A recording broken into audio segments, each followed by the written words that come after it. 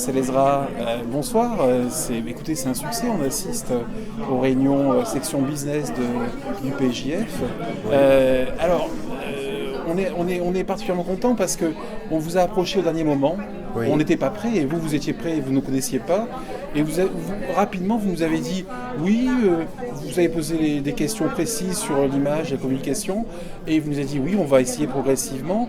Nous, on est là, on découvre votre activité. D'accord. Et ce qui nous intéresse là, c'est la question des définitions. Pour ceux qui découvrent cette union des patrons professionnels juifs de France, quelle est son histoire, son activité, Wow. et de manière synthétique, c'est-à-dire son positionnement et ce qu'elle fait, ce qu'elle est. Ce soir, on découvre la partie business. Voilà. Oui. Alors, historiquement, l'UPJF est une émanation de 4-5 copains, Ouais. il y a de cela 20 ans, qui ont décidé d'aider la communauté et d'aider Israël. Et pour ce faire, ils ont décidé de créer un lobby, le lobby juif. D'accord. Donc c'est des professionnels, ils ont d'où le nom Union des patrons et professionnels juifs de France. Et ils se sont dit, on va mettre nos moyens en commun et on va faire en sorte d'essayer d'influer sur l'univers politique et économique afin d'aider d'une part les juifs français en France bien évidemment et Israël. Ok. Et donc nous sommes beaucoup développés sur l'aspect politique. Nous avons des relations avec différents partis de différentes tendances, hormis, je tiens à le préciser, le Front National, ou avec lequel nous ne pactisons nullement. D'accord. Et nous n'avons pas du tout l'intention de le faire. Donc ça, c'est un point important, Oui. un point central de votre identité. Fondamental. Je vous coupe tout de suite dans cette présentation. C'est quand même assez récent. Donc est-ce que vous existez à un moment donné parce que vous sentez qu'il y a un nouveau péril pour les Juifs de France? Est-ce que vous sentez que les choses sont différentes? Est-ce que ces amis, il y a une vingtaine d'années, est-ce que 20 ans, c'est pas beaucoup pour une association, quelque part, pour une action politique et économique? Est-ce que déjà à l'époque, ils sentent les choses? Disons que jusqu'à maintenant, l'idée des fondateurs du PJF, c'était effectivement d'influer sur l'aspect politique. Mais en tant qu'union des patrons et professionnels juifs de France, ils ont considéré qu'ils avaient un rôle, une obligation. Si ce n'est pas réel, c'est moral. Voilà. C'est d'aider la communauté. Et donc pour ce faire, ils ont décidé de créer la section business. D'accord. L'idée est là, c'est de créer des synergies entre les personnes de la communauté ou les amis de la communauté. Ouais. Nous ne sommes pas fermés, Oui, c'est-à-dire c'est juif et non juif. juifs et non juifs. Voilà. L'idée c'est d'avoir la même sensibilité. Très bien. Est-ce qu'on peut parler de sensibilité de droite? Est-ce que ça a un sens? Et aujourd'hui, on va vers vous.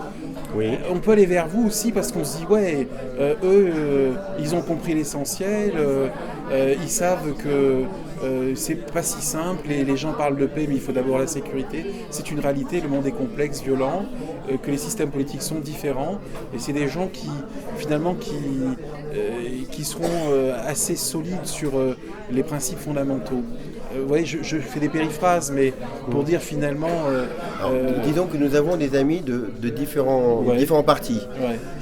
Mais bien évidemment, nous sommes beaucoup plus proches des partis qui sont là pour pouvoir défendre les intérêts de la communauté, Ouais, les intérêts d'Israël. ouais, Donc évidemment, avec la situation actuelle, on a plus une tendance d'être proche de nos amis qui sont un peu de droite, Ouais. bien évidemment. Ouais. Mais ça ne nous empêche pas d'avoir des liens avec d'autres partis, dans la mesure où effectivement, ils sont là et ils défendent nos intérêts et ceux de la communauté. très bien. Ce soir, la technique qu'on découvre avec vous, quand on s'est eu au téléphone, il me parlait d'afterwork. Oui. Moi, je découvre, hein, Oui. mais je constate l'efficacité.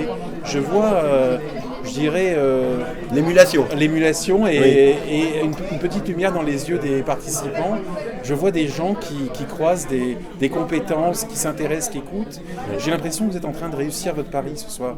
Ah bah écoutez, oui, je Oui, suis assez sincèrement. content. Nous sommes assez contents de Ouais. cela. L'idée était de donner la possibilité aux gens de se rencontrer dans un laps de temps assez court, mais tout en échangeant avec le plus de monde possible. L'idée, c'est de s'appuyer sur un phénomène existant, les speed dating, Oui, oui. et de transposer du point de vue professionnel. Donc les personnes sont réunies par groupe de 5 personnes autour d'une table. Oui. Ils ont 1 minute 30 pour échanger entre eux. Ouais. Et à la fin, au bout de à peu près 10 minutes, 12 minutes, ils changent de table et ainsi de suite. Et pendant 1h30, ils rencontrent à peu près une trentaine de personnes. Par la suite, effectivement, s'ils ont eu l'occasion de pouvoir définir certains rapprochements, sensibilités avec certaines personnes avec qui ils pourraient travailler, ils ont la possibilité pendant 1h30, je dirais lors d'un quartier libre, de pouvoir développer tel ou tel sujet avec eux. Écoutez, Maurice, merci pour Avec plaisir. cette confiance et pour vos activités. À très bientôt. À très bientôt.